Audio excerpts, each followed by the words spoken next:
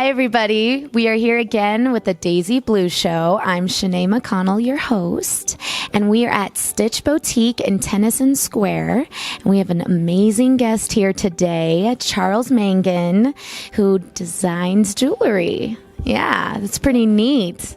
So can you please tell me, how did you even come up with the concept of wanting to create jewelry? And I mean, your pieces are just incredible. Where did that inspiration even start? The types of designs that you make, you definitely can draw. Like, I can just tell my mom was an art teacher, so coming up with all the shapes and the lines and how things flow, I can definitely tell that's probably part of where you got it from. A lot of it is organic and like will come from like nature or like a lot of it comes from nature. What is one of your favorite pieces that you have made this far, and how many pieces have you made? As of this point, I really don't know. Probably not enough, I guess. But one of my favorite ones right here is actually this one right here. I'm going to take this. Go for it. Here, open this. You mean you can't? No. You don't have 5 hands? No, not yet. This one right here. Just all silver, hand engraved. All those cuttings are done by hand. Wow. There's orange sapphires or white sapphires, and then the back is done. Take a look at that. If you could tilt it a little bit towards me. That is so neat. I'm not wearing any jewelry right now, but if I did, I would definitely wear your stuff because it is just so different than anything you've ever seen. I mean, look at this. Like, can you believe that? How long does it usually take to do a piece? I know they vary in size and material. To be honest, it depends. Anywhere between like a couple days and like a couple weeks. It just really depends on like the budget or the client or what the person wants. Awesome. And what sort of clients do you usually get? Do you have anybody outside of the States or around the country yet? I've had clients from both coasts and unfortunately no international clients yet, but if you're watching this, you should probably buy something. So just saying. Definitely. We'll push that. We'll promote that. When did you start? Doing jewelry? Were you young? Was it recent? Started making jewelry probably like really intensively about probably like 2 years ago. I started with what you'll see here, which you would call, I guess, wire wrap jewelry, and then advancing to now stuff like what I showed you earlier and things like this. Let's do this. Wow. And I've done engagement rings. Unfortunately, I don't have any with me. They're happily married. Oh, yeah. I believe Fortunately, it's the ring. I'm telling you, it's the rings. So, Charles, can you tell me what type of materials do you mostly work with?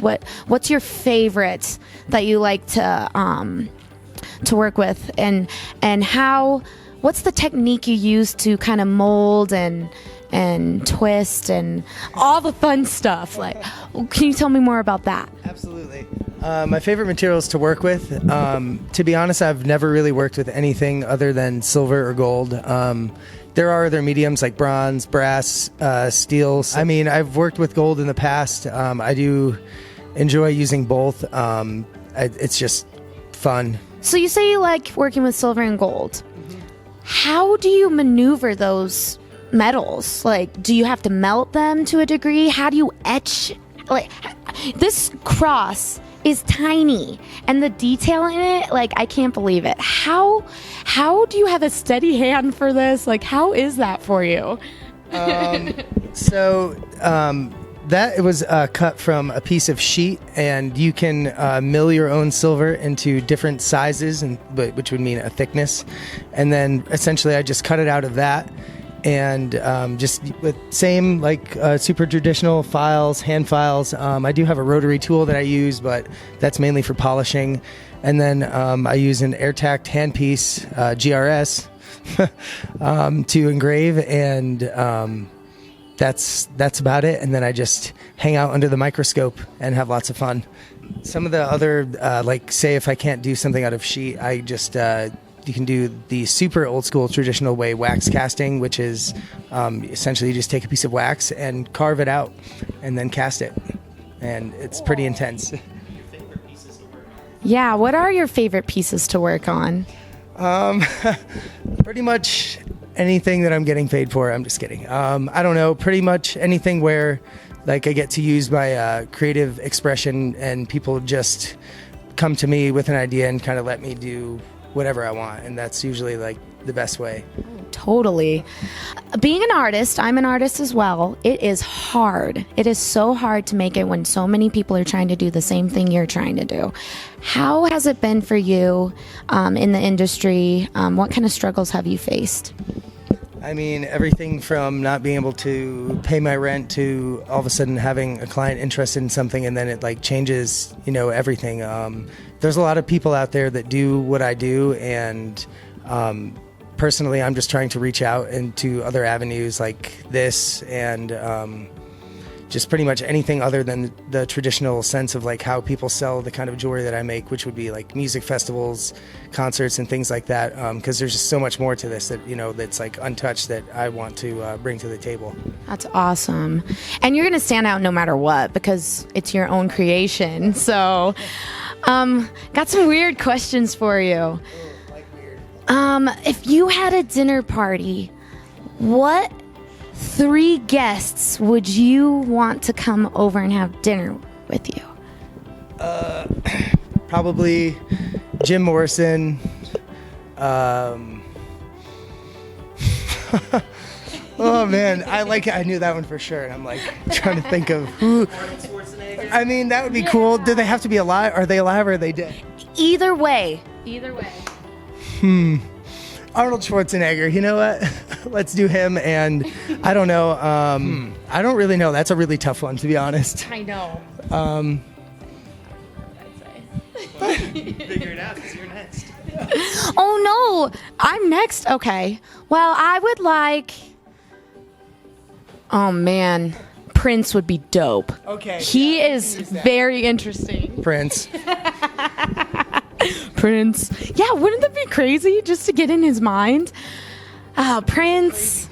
He was. Have you ever seen the interviews with him in the 70s? Yes, it's insane. Talk about inspiration. I've always wanted to meet Jimi Hendrix. See, I sing, so it's hard to not. I would do Van Gogh too, just because I love art in all forms. To be honest, I listen to a lot of different kinds of music, everything from classical to jazz to electronic and like country even.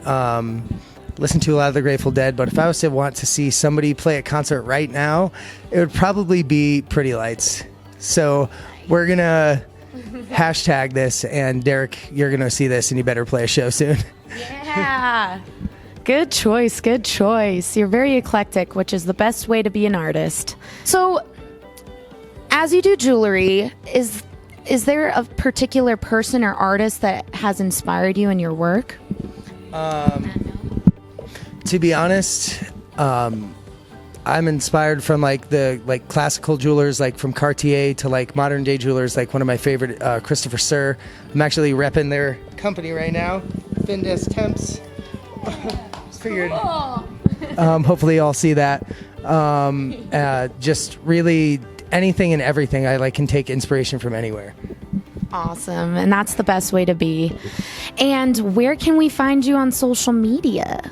On Instagram, you can find me at Charles Mangan Designs, and I will soon have my website up and running again. Perfect. Well, everybody, please keep your eye out for Charles Mangan Design.